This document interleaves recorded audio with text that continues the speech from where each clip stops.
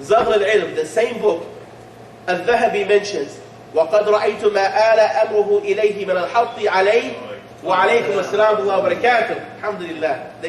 The Imam has come. Allahu Akbar. Alhamdulillah Rabbil Alameen, akhi. Glad to see you, my brothers.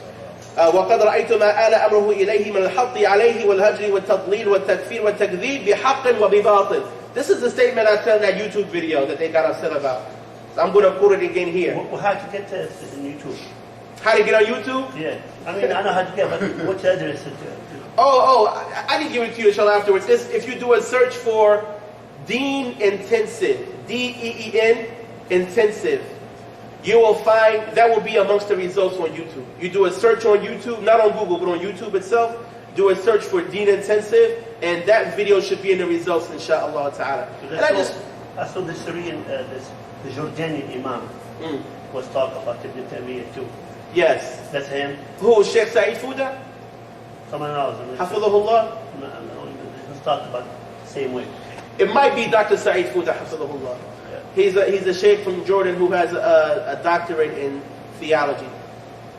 In the creed. Sheikh is very, very keen, very intelligent, alhamdulillah.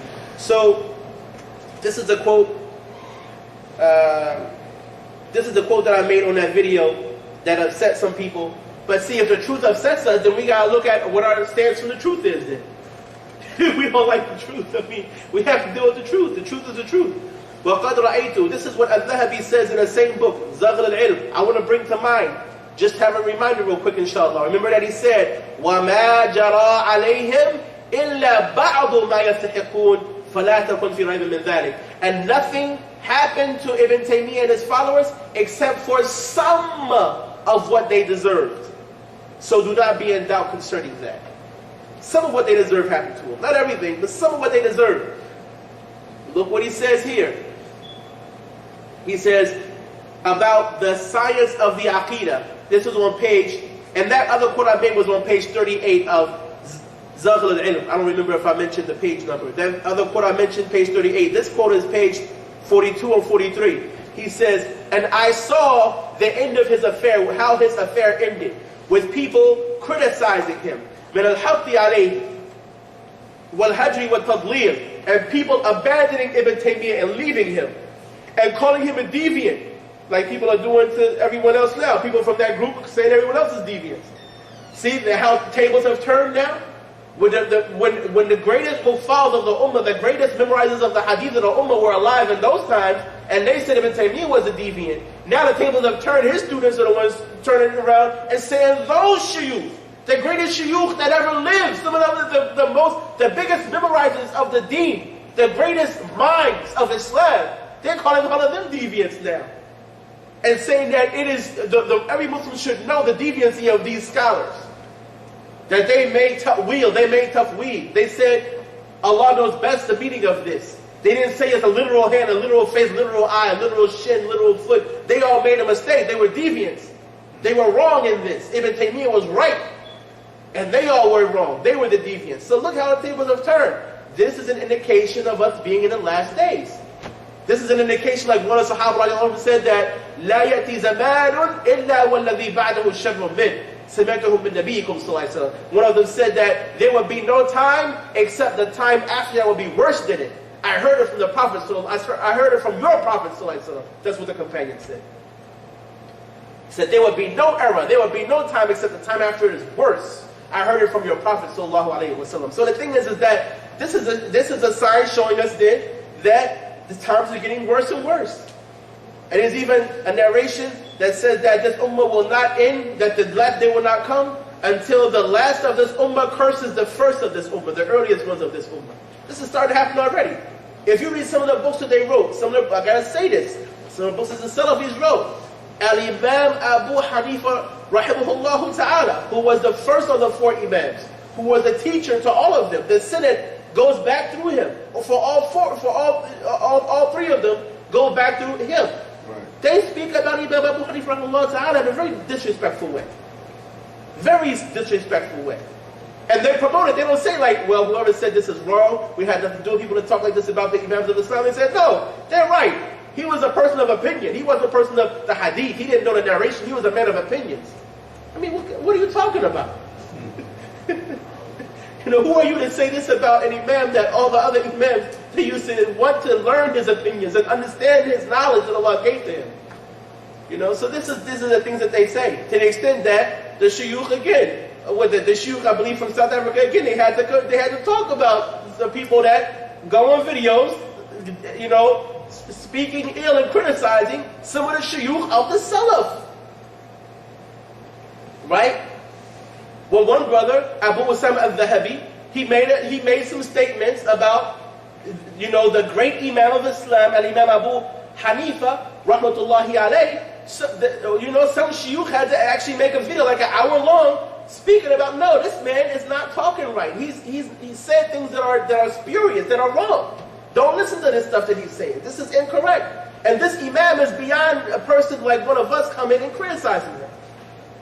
It's not like a person who lived and died in jail and all the shuyukh agreed that he had stuff that was wrong. So the person can say like, well, you're not good enough to talk bad about Ibn Taymiyyah. No, I'm not criticizing Ibn Taymiyyah from me. I am relating what all the ulama of Ibn Taymiyyah's time said about him, including his student Al-Dahabi, who was his top student after Ibn Qayyim al-Jawziyah. Al-Dahabi was like Ibn Taymiyyah's top student after Ibn Qayyim. And these are the things that he's saying about his teachers. Yes, he had some opinions that nobody else had. He had some views that nobody else preceded him to. Not the Salaf or the Khalaf. People need to know this. People need to know this. So this is the quote I said on YouTube, page 42 and 43, زَغْلُ الْعِلْمِ وَقَدْ رَأَيْتُ مَا آلَ أَمْرُهُ إِلَيْهِ مِنَ الْحَقِّ عَلَيْهِ وَالْهَجْرِ وَالتَّضْلِيلِ. And I saw what his affair ended up in with people criticizing him and putting him down and defaming him. People abandoning him, calling him a deviant, calling him a disbeliever, calling him a liar, بِحَقٍ وَبِبَاطِلٍ, in truth and in falsehood, calling him a liar rightfully or wrongfully. So he says that sometimes they call him a liar and they were wrong in saying he was lying. But in other cases, he was actually lying. In other cases, they were right. Like he said, nothing befell them except some of what they deserved. So do not be in doubt concerning that. I'm going to pause, inshallah ta'ala, and after the adhan, continue a little bit, and then inshallah ta'ala we'll wrap it up. So inshallah ta'ala, just take a pause.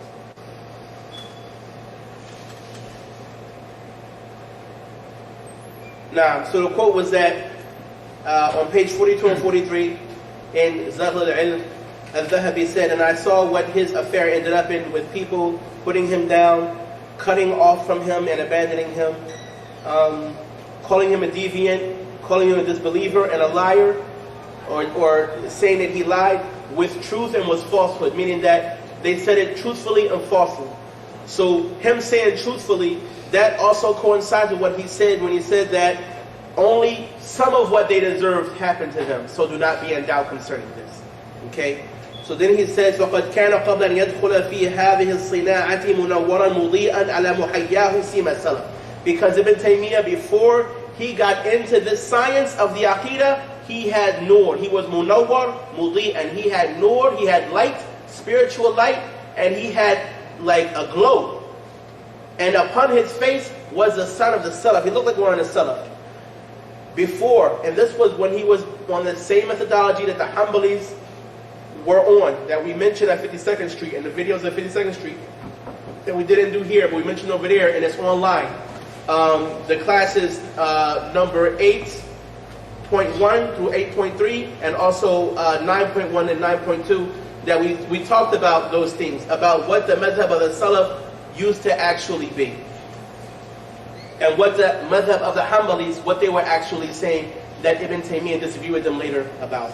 Okay? Then he said, ثُمَّ صَارَ مُظْلِمًا مَكْسُوفًا عَلَيْهِ قُتْمَةٌ عَنَ الْخَلَائِقِ مِنَ النَّاسِ. Then he became dark, and eclipse upon him was like a type of blackness according to many people. Alright?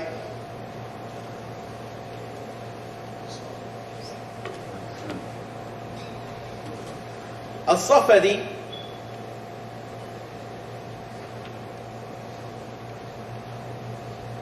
there's one more quote. When he mentions about the boldness of Ibn Taymiyyah, he also mentioned the boldness of Ibn Qayyim al-Jawziyah in some things too. Okay? He said that